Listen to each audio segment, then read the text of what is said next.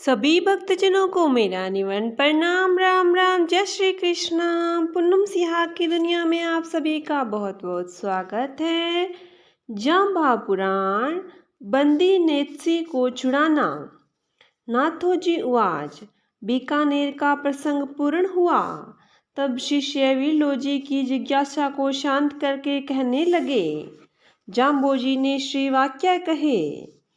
ओम उमाज गुमाज पंत पंजग जय यारी रैया कुपैया शैतान की यारी शैतान लो भल शैतान लो शैतान बहुजु गै छायो शैतान की कुबद्या ने खेती जो काल मध्य कुचिलू बेराए बेकिरियान वत कुमती दोरे है जाशी शैतानी लोड़े तैरलियो जा शैतान करे उफारू तांता महते न फलियो नील मध्य कुचीले है करबासात संगीने ही तुलू पोप मध्य पर मलाहा ज्योति जो सुर्ग मध्य है लीलू संसार में उपकार ऐसा जो गण प्रसन्नता हा नीरू संसार में उपकार ऐसा जो रोही मध्य खीरू। नेतसी सोलंकी टोडे का राजा था तथा राठौड़ जोधपुर नरेश का भांजा था। एक समय एक चारण अजमेर में राजा महलू खान के राज दरबार में पहुंचा और वहां जाकर उन्होंने महलू खान के सामने कविता सुनाई। उस कविता में टोडे के राजा नेतसी की महिमा का बखान था। चारण ने कवि होने के नाते कुछ अधिक ही महिमा का बखान कर दिया। जितना बखान किया उतना महान सोलंकी था ही नहीं। लेकिन कवि को कौन कहे। महलू खान के लिए सोलंकी की महिमा सुनना असह्य ही था। कौन राजा ऐसा होगा जो दूसरे छोटे मोटे राजा की महिमा सुनेगा। महलू खान ने कहा, मेरे से भी बड़ा अन्य राजा कैसे हो सकता है। यदि बड़ा हूँ तो मैं ही हूँ। महलू खान ने टोडे पर चढ़ाई की और टोडे को जीत लिया। नेतसी को बंदी बनाकर अजमेर ले आए। चारण द्वारा बड़ाई सुनकर नेतसी के साथ अन्याय किया। नेतसी को चारण के सामने उपस्थित किया और कहा, यही है वह तुम्हारे राजा जिनकी तुम मेरे सामने बड़ाई करते थे। अब तुम उल्टे गीत गाओ। महिमा का बखान तो बहुत किया किंतु अब तुम इनकी हीनता के गीत गाओ। इस प्रकार से महलू खान ने अहंकार वशीभूत होकर चारण से उल्टे गीत गवाए। नेतसी जेल में बंद हो गया। राज्य छूट गया। किस अपराध के कारण नेतसी को बंदी बनाया गया इसका कुछ भी पता नहीं था। नेतसी ने किसी भी प्रकार से कागज लिखकर अपने मामा के पास जोधपुर भेजा। जोधपुर नरेश ने कागज पढ़ा और अपने साथियों को एकत्रित किया और कहा कि अजमेर जेल में बंद भांजे को छुड़ाना है, इसलिए अजमेर पर चढ़ाई करने की तैयारी करो। उस समय 12 राव जोधपुर के अधीन थे। सभी एकत्रित होकर अपने शस्त्रों से सुसज्जित होकर अजमेर पर चढ़ाई करने के लिए चल पड़े। अजमेर और जोधपुर की सीमा थावला गांव में थी। उधर जोधपुर तथा इधर अजमेर अपनी राज्य सीमा तक तो जोधपुर नरेश बेखटके पहुंच गए किंतु अपनी सीमा से बाहर जाने की हिम्मत नहीं हुई। थावले गांव के पास ही काकोलाव तालाब के किनारे डेरा डालकर बैठ गए। 12 राव में दूधा जोधावत सांतल का भाई मेड़ता का राजा साथ था। दूधे की भेंट जाम्बोजी से कई बार हो चुकी थी, इसलिए दूधा जाम्बोजी की महिमा जानता था। राव सांतल के दरबार में एकत्रित किया। राव सांतल ने दरबार एकत्रित किया और विचार विमर्श करने लगे कि ऐसी परिस्थिति में क्या करना चाहिए। यदि हम सीधे आक्रमण करते हैं तो नेतसी को छुड़ाना असंभव है। न जाने दबा हुआ शत्रु नेतसी को ही मार न दे। क्या पता चले कि हम ही हार का मुँह न देखना पड़े। हमारे पास शस्त्र तोपें आदि भी शत्रु की बराबरी की नहीं है। नेत्सी को छुड़ाने के लिए न तो हम झुक सकते हैं, यह हमारी राठौड़ों की मर्यादा है, और न ही टका पैसा ही दे सकते हैं। इससे हमारी कमजोरी जाहिर होती है। हमारी तोपें भी कच्ची है, उनका सामना करने में असमर्थ है। यदि युद्ध करते हैं तो बहुत ही खून खराबा होगा। एक को बचाने के लिए हजारों की जान जाएगी। यह तो सौदा महंगा पड़ेगा।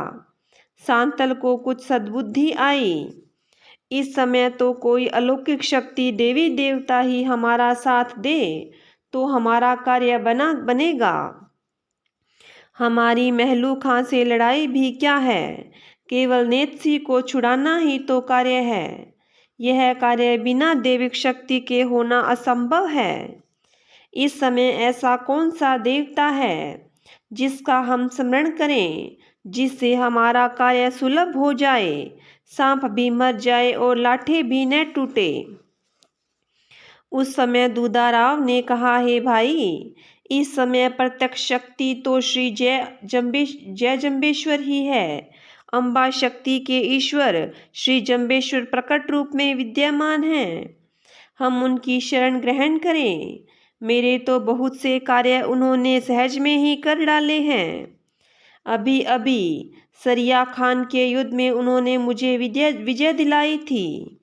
उनका दिया हुआ खंडा जो मैं पास में रखता हूँ, वह विजय का वरदान मेरे पास है। उन्हीं कृपा से मुझे मेरते का राज मिला है। आप उन्हें स्मरण कीजिए, हमारी विपत्ति का कोई न कोई निदान अवश्य ही निकालेंगे। सांतल ने कहा, वो जम्बेश्वर इस समय कहाँ पर है दूधे, कहाँ पर है? दूधे ने बतलाया कि वो तो यहीं थावले में ही हैं। वैसे तो उनका वचन है, जांची न्योता हाँ पायो। जहाँ पर भी आप याद करोगे वहीं पर हुजूर हाजिर है। वे तो सभी जगह विष्णु रूप से व्यापक हैं, तो यहाँ भी अवश्य ही प्रकट हो जाएंगे। हम उनकी शरण में जाएं, वही हमारा उद्धार करेंगे। सांतल ने पूछा, दूधा चलो? सांतल ने कहा, दूधा चलो। जहाँ वे इस समय हैं वहीं जाकर विनती करते हैं। उसी समय ही श्रीदेव जी थावले प्रकट हुए और सांतल आदि राजाओं को दर्शन दिया। सांतल ने उमराव सहित विनती की, परिक्रमा करके चरणों में दंडवत प्रणाम किया। श्रीदेव जी ने कहा, हे सांतल, आप अपनी मंडली सहित दूर जाकर बैठो। अभी ही अजमेर से महलू खां आ रहा है, तुम्हारी समस्या का समाधान होगा। सांतल ने अपना डेरा दूर लगा लिया। सांतल चिंता मुक्त हुआ, प्रतीक्षा करने लगा कि नेत्सी को देवजी कैसे छुड़ाते हैं। महलू खान के मन में प्रेरणा जगी कि मैंने सुना है कि जोधपुर की सेना थावले आ गई है और जाम्बोजी उन्हें वरदान देने के लिए थावला पहुंच गए हैं। जाम्बोजी सांतल को वरदान देंगे तो निश्चित ही बलवान हो जाएंगे। मैं उनसे युद्ध नहीं कर सकूंगा। जाम्बोजी उन्हें वरदान दे, उससे पूर्व ही मैं उनके चरणों में पहुंच जाऊं और उनसे वरदान लेकर शक्ति संपन्न हो जाऊं। वे तो समदृष्टि हैं। इस प्रकार से विचार करके महलू खां अपने साथ अन्य उमरावों को लेकर हाथी पर सवार होकर थावले पहुंचा। राठौड़ों के साथ के लोग कुछ ही कुछ कहने लगे, जैसे यह क्यों आया है, इसका अनुमान भी नहीं लगा सकते। महलू खान ने आकर श्रीदेव जी के चरणों में प्रणाम किया। श्री जाम्बोजी ने महलू खां को शब्द सुनाया जिसका भाव इस प्रकार से है, हे महलू खान, तुमने अपने जीवन के लक्ष्य को ठीक से समझा ही नहीं है। तुम्हें ईश्वर परमात्मा से संबंध जोड़कर वह ईश्वर मेरा है ऐसा कहना चाहिए था, किंतु तुमने तो हाथी घोड़ा राजपाट महल आदि नाशवान वस्तुओं से यारी जोड़ रखी है। इसी वजह से कुमार्ग पकड़ लिया है। शैतान लोगों से अपना संबंध जोड़ रखा है। वे तुम्हारे अपने मित्र तुम्हें डुबो देंगे। शैतान दुष्ट लोगों को बढ़ावा देते हैं, उन्हीं से प्यार करते हैं। ये शैतान लोग तो सभी युगों में छाए हुए हैं, अब भी शैतान छा गए हैं। शैतान लोगों की खेती कार्य ही कुब्द करना है, अन्य कुछ भी तो कार्य नहीं है। जिससे दूसरों को दुख होवे, वही कार्य करना शैतान की खेती है। समय तो अपने हिसाब से ठीक ही व्यतीत हो रहा है, किंतु शैतान लोग उसमें कुचिलता करके उसे बदलना चाहते हैं। वे लोग राह पंथ को नहीं जानते हैं, न ही कोई क्रिया ही शुद्ध करते हैं। कुमती लोग दोहरे नरक में पड़ेंगे। अच्छाइयाँ अपनाना तो कठिन है, किंतु बुराइयाँ तो जबरदस्ती प्रवेश कर जाती है। जहाँ पर भी शैतान लोग अपना कर्तव्य दिखाते हैं, वहाँ पर उनका कर्तव्य फलीभूत नहीं होता। विकास तो नहीं होता, किंतु विनाश तो हो ही जाता है। परमात्मा की लीला रचना में प्रकृति में विकृति पैदा करना, यह शैतान का कार्य है। साधु संत के प्रति स्थूल वार्ता करना, उनसे सत्संग की बात न पूछ करके व्यर्थ की संसार की बातों में रस लेना, यही शैतानपना है। जिस प्रकार से फूल में सुगंधी होती है, उसी प्रकार से स्वर्ग सुख में भी उसी चेतन की सत्ता विद्यमान है। उस चेतन की सत्ता से ही फूल में सुगंधी और सुख में आनंद की अनुभूति होती है। संसार में रहकर दूसरों का शोषण न करो, किंतु दूसरों का पालन पोषण करो, यही उपकार है। यही उपकार की बदौलत ही वर्षा होती है। उपकार की भावना से ही गाय के पेट में दूध उतरता है। सभी कुछ परोपकार से ही दुनिया फूलती फलती है। इस प्रकार से महलू खान को शब्द सुनाया। जम्बोजी के सामने महलू खां एक पैर पर खड़ा था। कहने लगा, हे महाराज, यह नेत्सी तो क्या है? मैं आपके कहने से प्राण भी दे सकता हूँ। हे पीर जी, मैं बैठूंगा बाद में, पहले नेते को छोड़ूंगा। वहीं पर ही खड़े खड़े ही नेत्सी को मंगवाया। नेत्सी को हथनी पर चढ़ाकर हाजिर किया। जाम्बोजी के सामने ही नेत्सी की बेड़ी काटी, नेत्सी को मुक्त कर दिया। महलू खां कहने लगा, यह नेत्सी यह न समझे कि मुझे मेरे मामा ने छुड़ाया है।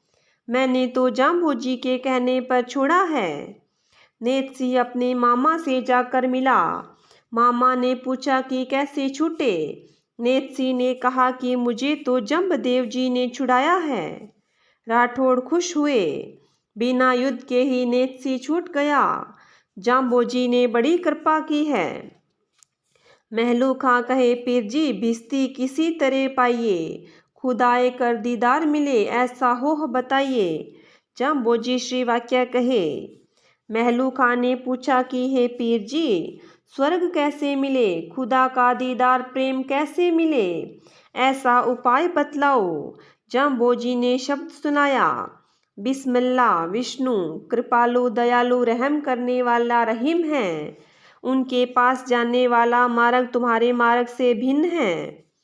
कृष्णी माया से मिली हुई इस काया में, हृदय में जीवों के प्रति अहिंसा की भावना से उस रहमान रहीम से भेंट होगी। अपने मानव जीवन के कर्तव्य को निभाना ही कलमा है। उस रहीम को बाहर न खोज करके दिल में ही खोजो तो अवश्य ही साक्षात्कार होगा। तभी आप सच्चे मुसलमान होंगे। जितने भी पीर पुरुष इस जमीन पर अवतरित हुए हैं, सभी ने कर्तव्य कर्म करना बतलाया है। नेकी से चलना ही इस्लाम बतलाया है।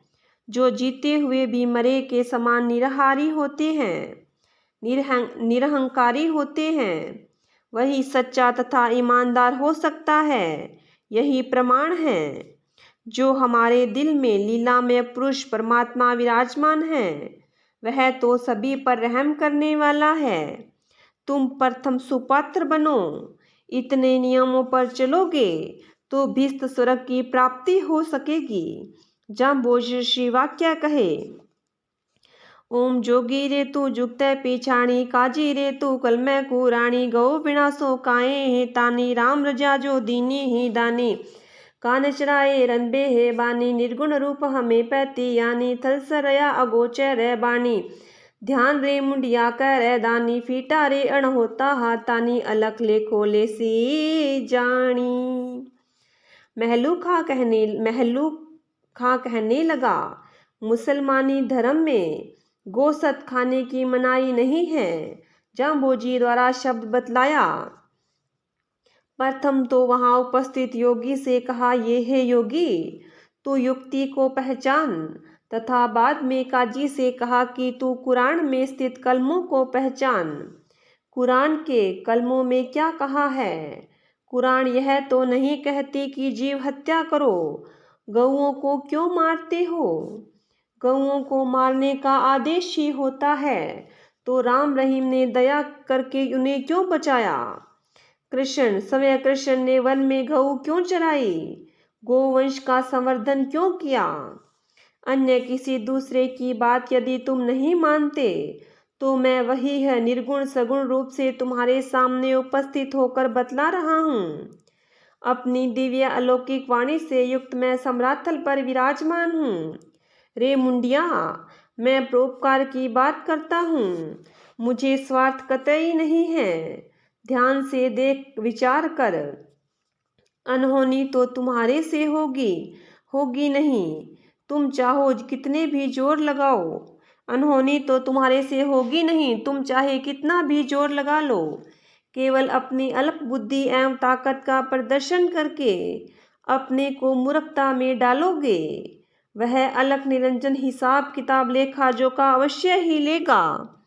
तुम्हारी मनमानी नहीं चलेगी। जाम्बोजी श्री वाक्य कहे, ओम तन मन धोइए संजय में होइए, हर्ष न खोइए, जू जू दुनिया करे खुआरी, त्यों त्यों क्रिया हा पूरी, मुग्धा सेती यूं टहले चालो, चू खड़के पासी धनूरी। महलू खां कहने लगा, हे देव जी, आप मुझे जो आदेश दोगे वह मैं शिरोधार्य करूँगा, किंतु हमारे जाति भाई मुसलमान मुझे काफिर कहेंगे। वे राह चलने का दोष मेरे ऊपर लगाएंगे। मैं कैसे जीवन व्यतीत करूँगा? श्री देव जी ने शब्द सुनाते हुए कहा, हे महलू खां, सर्वप्रथम व्यक्ति अपना सुधार कर लेता है तो वह दूसरों का भी कर सकता है। सच्चाई को कोई कलंक नहीं लगता। शुद्ध स्वर्ण को के तो जंग नहीं लगता। समय अपने आप ही तन को धोइए। स्नान आदि सोच क्रिया द्वारा शरीर की सफाई की जा सकती है। उसके पश्चात मन को भी धोइए। मन शुद्ध भाव की शुद्धता से रहेगा। व्यर्थ का वाद विवाद, संकल्प विकल्प, वासना आदि ही मन को दूषित करते हैं। इसलिए शुद्ध भावना से मन को धोइए। इसके बाद इंद्रियों को वश में कीजिए। मन, बुद्धि, अहंकार, इंद्रियां आदि सभी तुम्हारे वशीभूत हो जाएगा तो मन धुल जाएगा। सदा ही प्रत्येक परिस्थिति में ही खुशी बनी रहे। प्रसन्नता ही मुख्य धन है। यही चला गया तो पास में कुछ भी नहीं बचेगा। हर हाल में खुश रहो।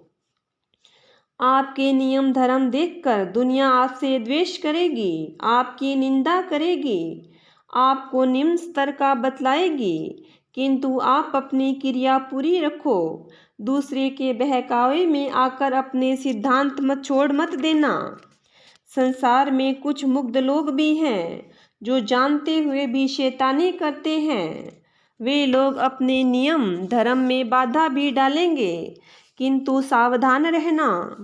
यह पता चल जाए कि मुग्ध आ रहा है, उससे बचकर चलो। व्यर्थ का विवाद करके समय एवं श्रद्धा को हानि पहुंचाएगा। जिस प्रकार से आवाज खतरे को भांप करके धनुरी धनेर पक्षी उड़ जाता है, उसी प्रकार से मुग्धों से दूर रहें। महलू खान ने नेत्सी को मुक्त कर दिया और शब्दों का श्रवण करके वापस अजमेर चला गया। महलू खां के चले जाने पर श्री देव जी के निकट सांतल राव अपनी मंडली सहित पास आया और कहने लगा। तब श्री गुरु जम्बेश्वर भगवान ने शब्द कहा, ओम हक हलालू हक साज कृष्णन्यो सुकृत अल्यो न जाई भलबाही लो भलबा आजी लो पवड़ा बाड़े बैलाई जीव के काजे खड़ो जे है खेती तामे ले रखवालो रे भाई देतानी शेतानी फेरी ला तेरी मत मोरा चेरे जाई उन्मन मनवा जीवे जैतन कर मन राखी लो होठाई जीव के काजे खड़ो जे है खेती वाय दवाए न जाई नैता हिरणी नैता हाँ हिरणा न चीन्यो हैरी आई नैता मोरा नैता हाँ मोरी न उदर चेरे जाई कोई गुरु की ज्ञानी तोड़े तै मोहा तेरो मन रखवालो रे भाई जो आराध्यो रावै युधिष्ठिर सो आराध्यो रे भाई। महलू खां के रवाना होने के पश्चात राठौड़ आकर देव जी के चरणों में प्रणाम करने लगे और कहने लगे, हे जम्बेश्वर जी, हम बहुत से लोग आपके शिष्य हो गए, इसलिए बिश्नोई लोग अकड़ हो गए हैं कि राजा अब हमारा कुछ नहीं बिगाड़ सकेगा, क्योंकि हमारे गुरु भाई हो गए हैं। हे महाराज, इन लोगों को आप ही समझा दो, जिससे ये लोग हमसे टक्कर का रास्ता न अपनाएं, नहीं तो मजबूर होकर हमें कठोर कार्यवाही करनी पड़ेगी। जाम्बोजी ने कहा, यदि बिश्नोई आपके सामने अकड़ जाते हैं तो यह अच्छी बात नहीं है। आप लोग भी बिश्नोइयों को नाजायज तंग न करें। ये लोग मेहनती किसान हैं, खेतों में उपज ज़्यादा करते हैं तथा बहुत समय सेवा भजन यज्ञ परोपकार में भी लगाते हैं, इसलिए इनसे 5वां भाग लिया करो। क्षत्रिय कहने लगे, हे देव जी, जहाँ राजा आपका शिष्य है वहाँ बिश्नोई का मान बढ़ता है। राजा बिश्नोइयों का आदर करता है। यदि ऐसा न करो तो वह राजा अधिक दिन तक राज नहीं कर सकेगा। उसका राज उलट जाता है तो उसका सहायक कौन होगा? प्रजा और भगवान दो ही तो सहायक हैं। क्षत्रिय कहने लगे, हे जाम्बोजी, देवता तो बहुत है, हम उन देवताओं में आराधना किस प्रकार करें?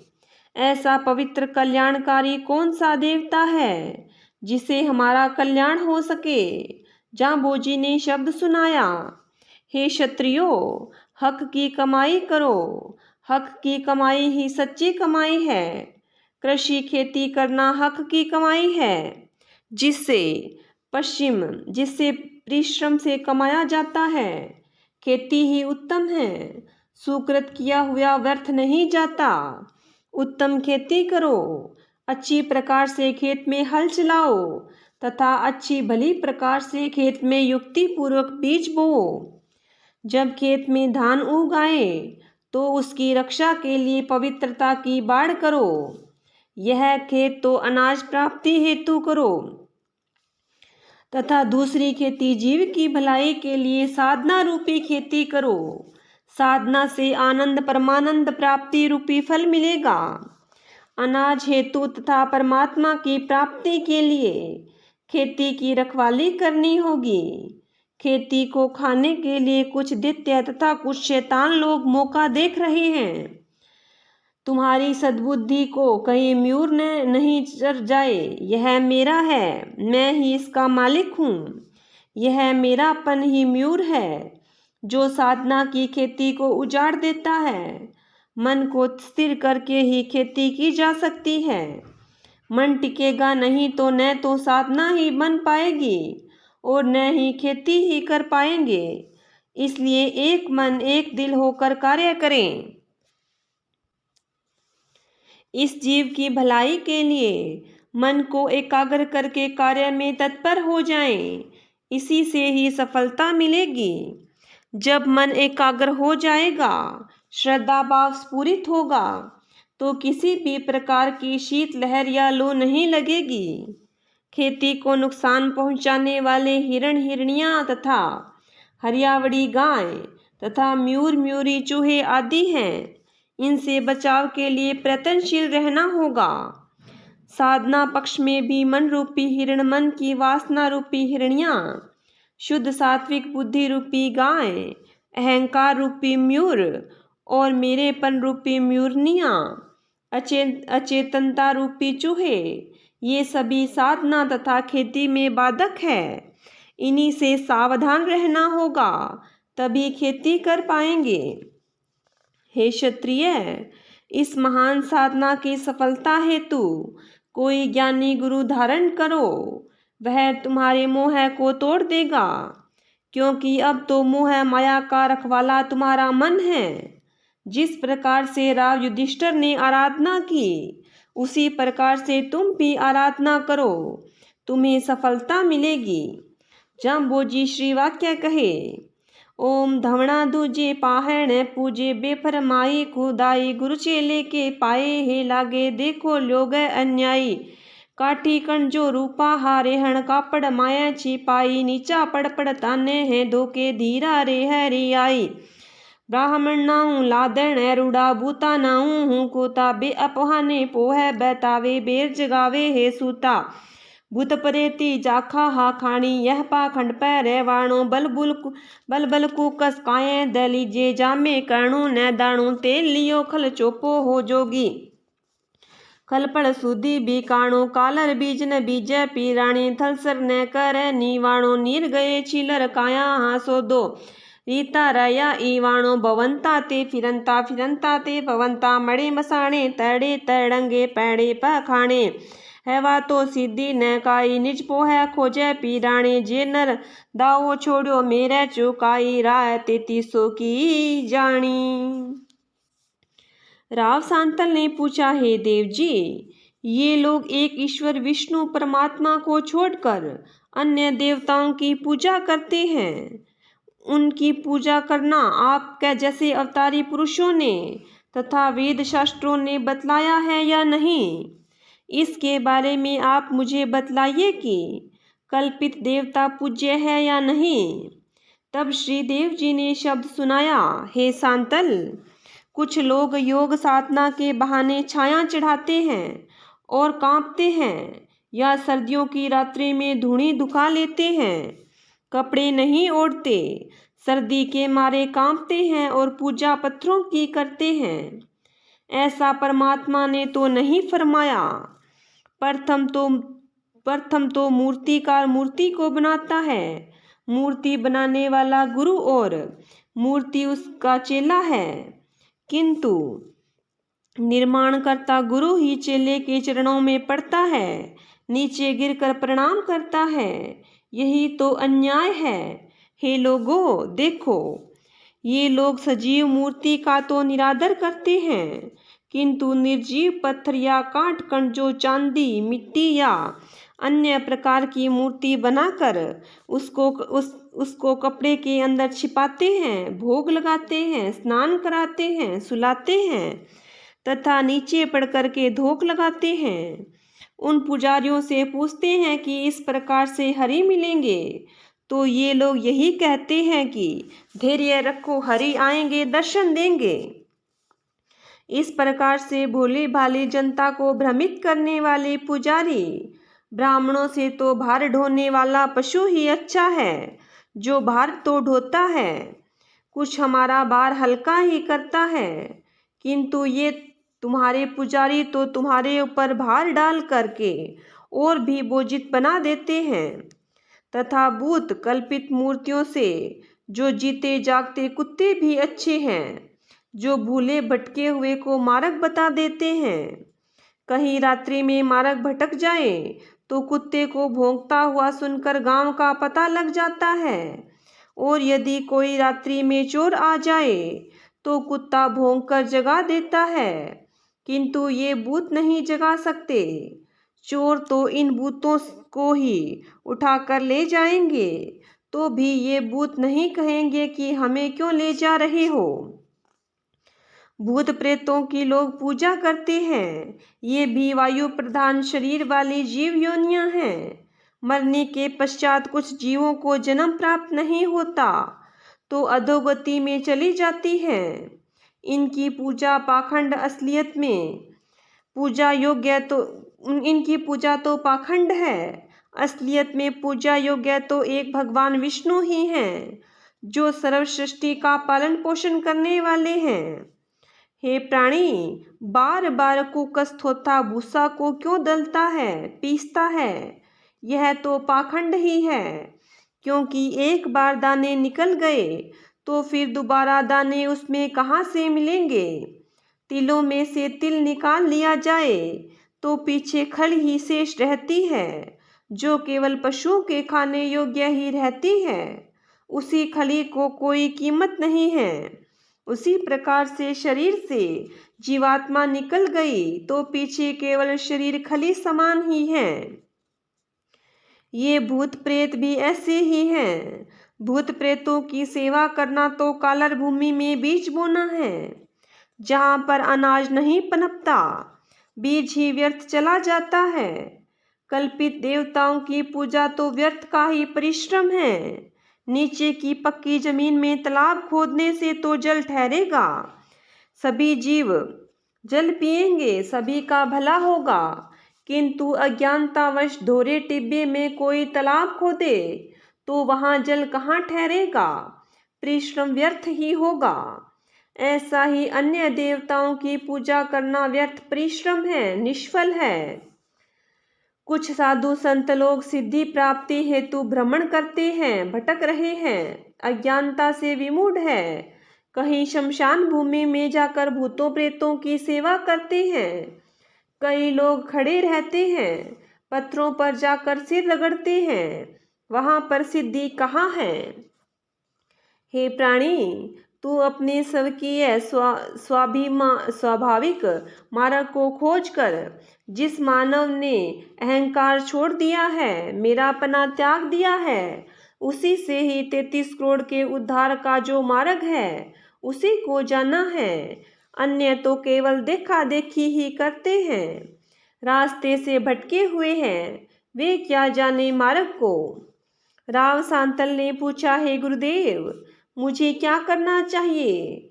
हे महाराज, मैं प्रसन्नचित्त नहीं हूँ, क्योंकि मैं देखता हूँ कि सभी राजा लोग अपने पुत्रों के साथ राज्य कर रहे हैं, किंतु मेरे एक भी पुत्र नहीं है। आप कृपा करके मुझे एक पुत्र दीजिए। यदि आपकी आज्ञा हो तो एक विवाह और करूं। मेरे अंतर में बहुत ही इच्छा है, मैं दुखी हूँ। एक पुत्र हो जाए तो मेरा दुख दूर हो जाएगा। श्रीदेव जी ने कहा, हे सांतल, तेरे घर में मुझे 13 स्त्रियां दिख रही है। इनके ही जब नहीं हुआ तो तू 13 विवाह और भी कर ले तो भी नहीं होगा। सांतल ने पूछा, हे देव, इसमें क्या कारण है कि संतान नहीं हो रही, बालक नहीं हो रहा? इसमें मुझे कौन सा शाप लगा है? ऐसा कौन सा पाप मेरे खाते में जमा है जो संतान नहीं होने देता?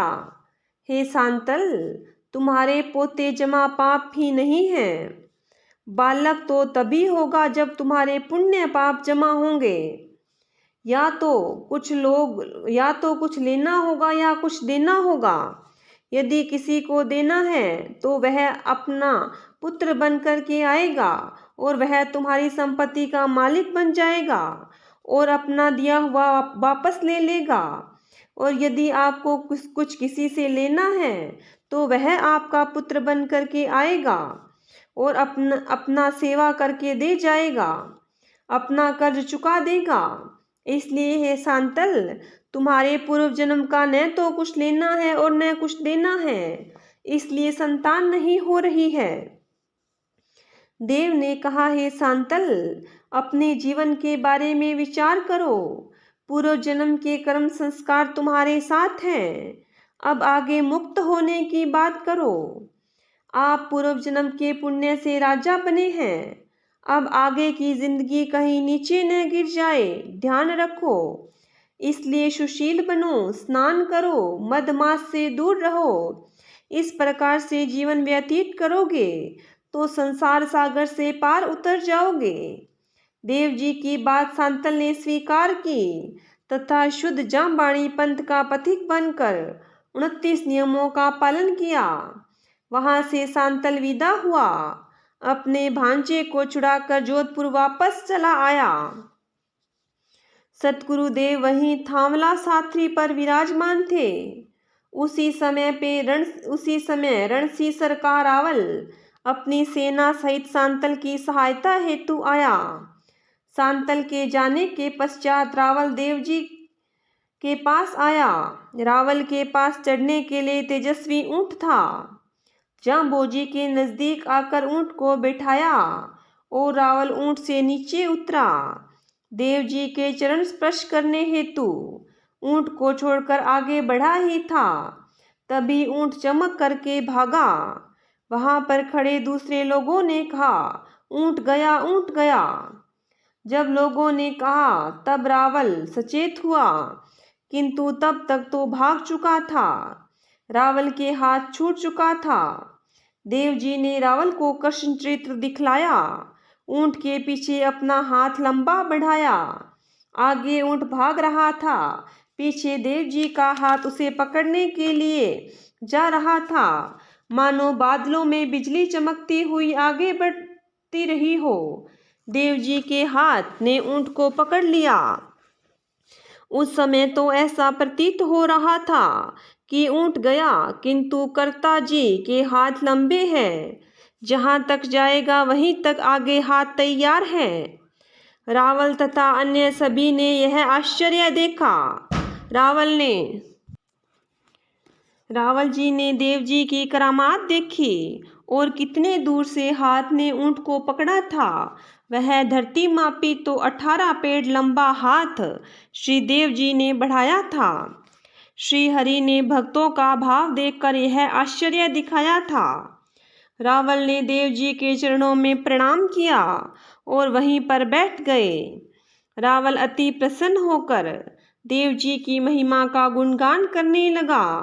हरि हरि बोलते हुए चरण कमलों का स्पर्श करता हुआ अपने को धन्यवादी माना। साथ ही जितने लोग थे वे सभी प्रसन्न मुद्रा में थे। रावल अपने साथियों सहित वहां श्री जी के पास बैठा ही था कि उसी समय एक रेबारी ऊंट सांड चराने वाला दूध लेकर आया। सतगुरु ने कहा, बिना हाथ धोए तू दूध ले आया है। एक ऊंटनी ब्याई थी, उसका मल तुम्हारे हाथों पर लगा हुआ है, उन्हीं हाथों से तू दूध दूह कर लाया है। सतगुरु ने बिना देखे ही यह बात बतलाई थी, किंतु बात तो सत्य ही थी। रेबारी ने कहा, बात तो आपकी सत्य है। देव जी ने उस दूध को वापस लौटा दिया और कहा, इन लोगों के लिए दूसरा दूध हाथ धोकर ले आओ।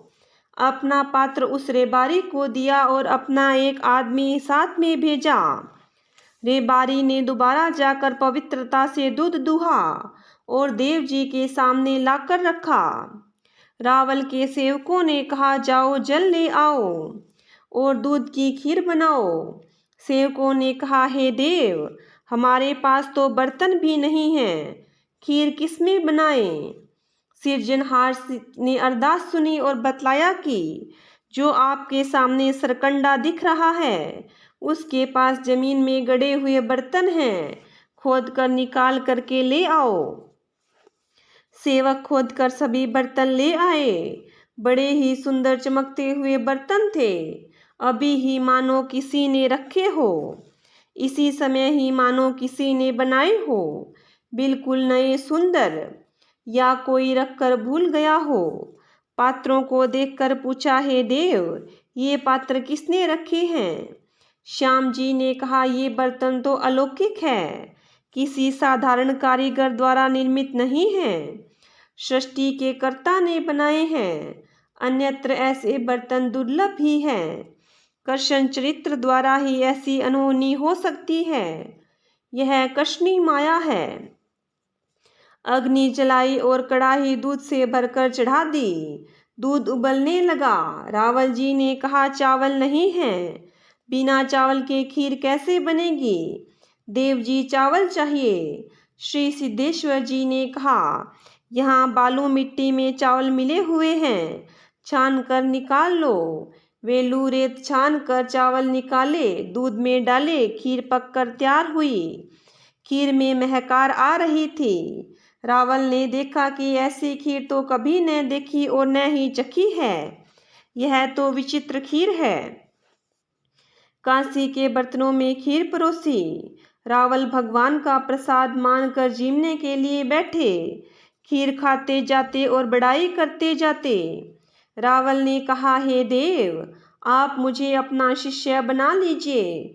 कृपा करके मुझे भी अपने शिष्यों के साथ सम्मिलित करके बिश्नोई बना लीजिए। जाम्बोजी ने रावल को पहल पिलाया, बिश्नोई पंथ में सम्मिलित किया। रावल ने आज्ञा ली और वहां से प्रस्थान किया। रावल अपने घर पहुंचा। रावल की नारी ने देखा कि इन्होंने तो सिर मुंडवा लिया है। जाम्बोजी का चेला मोटा बन गया है। मुंडित सिर को देखकर रोने लगी। लोगों ने कहा, ऐसे क्यों रो रही हो? मैंने क्या अवगुण किया है? क्या अपराध किया है? भाई भतीजे आकर रावल से मिले। रावल को सिर मुंडित देखकर बहुत दुखी हुए। उन लोगों ने रावल से कहा, पर ब्रह्म ही सम्राथल पर प्रकट हुए हैं। उन देव जी ने मुझ पर दया की है। बड़े प्रेम भाव से मुझे बिश्नोई बनाया है। आप दुखित होकर रो क्यों रहे हो? वहां से गणमान्य प्रधान लोगों ने रावल को निमंत्रण देकर भोजन हेतु बुलाया। सम्मान रावल को बैठने के लिए बिछौना दिया और भोजन परोसा और कहा, भोजन करो। रावल ने उनका कहना नहीं माना और कहा, मैं तुम्हारे द्वारा किया बनाया हुआ भोजन नहीं करूँगा, क्योंकि तुमने शुद्धता पवित्रता से भोजन नहीं बनाया। तुम सभी असंस्कारित जीव हो। मैं जाम्बोजी का शिष्य बिश्नोई हूँ। ग्रह लक्ष्मी ने पूछा, तो आप किस प्रकार का भोजन करेंगे? रावल जी ने कहा, यह देव जी की आज्ञा है कि मैं बिश्नोई का ही भोजन करूं।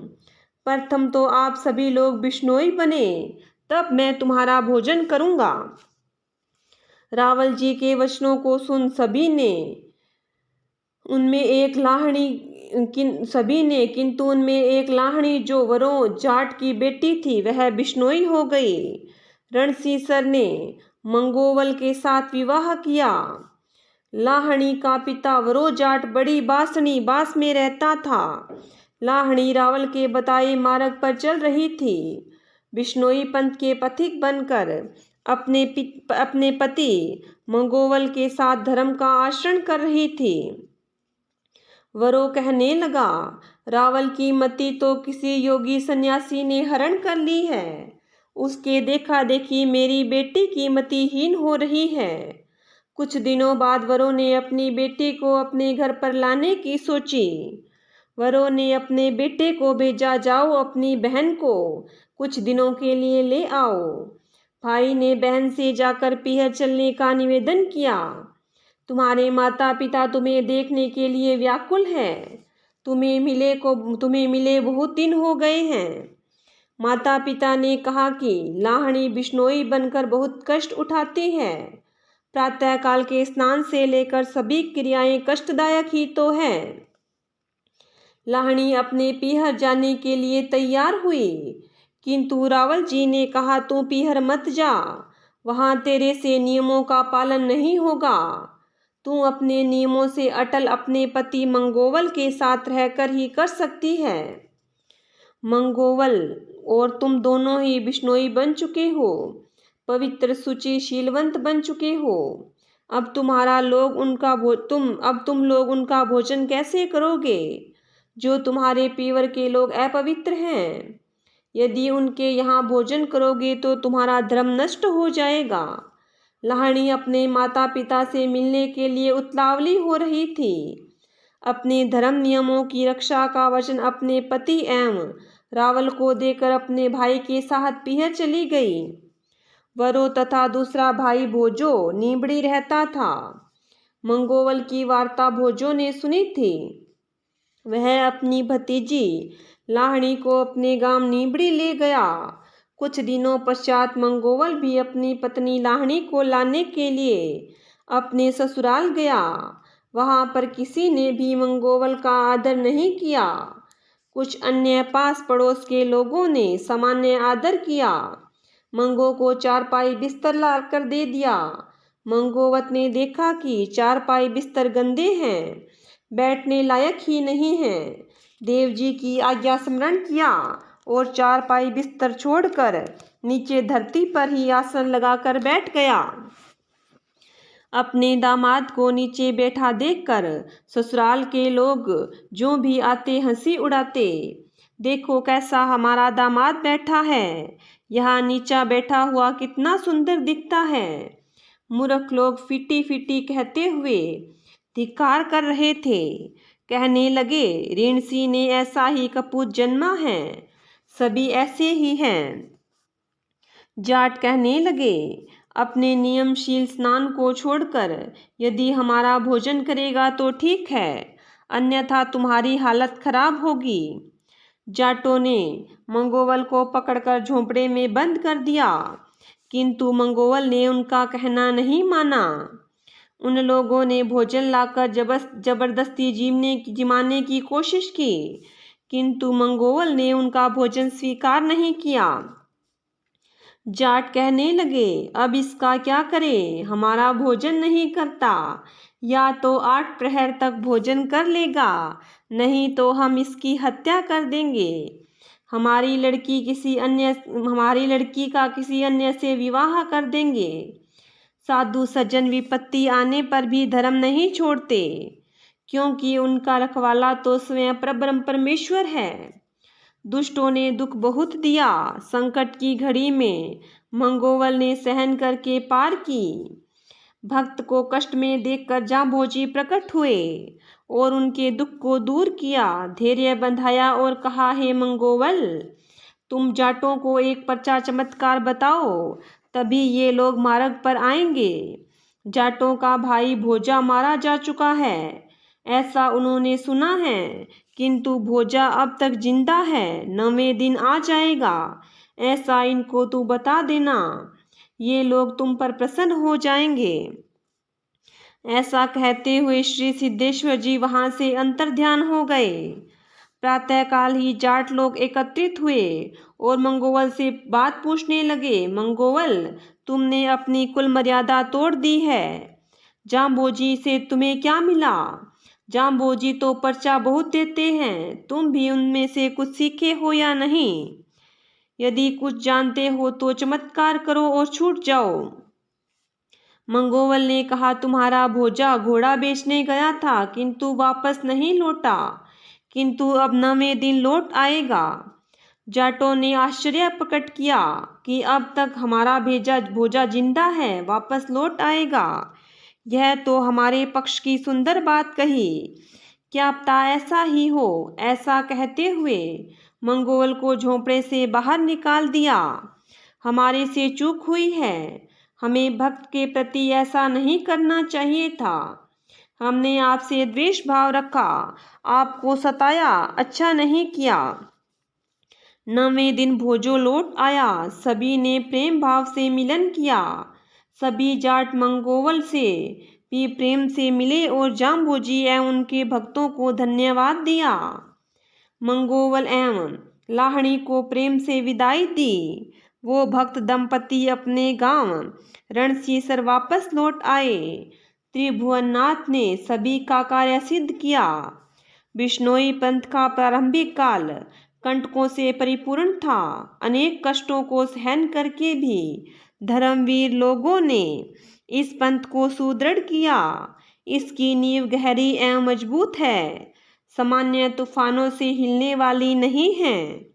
अपने खून से सींच कर इस धर्म रूपी बेल का संवर्धन किया है। बोलिए गुरुजम्बेश्वर भगवान की जय हो। बोलिए विष्णु भगवान की जय हो।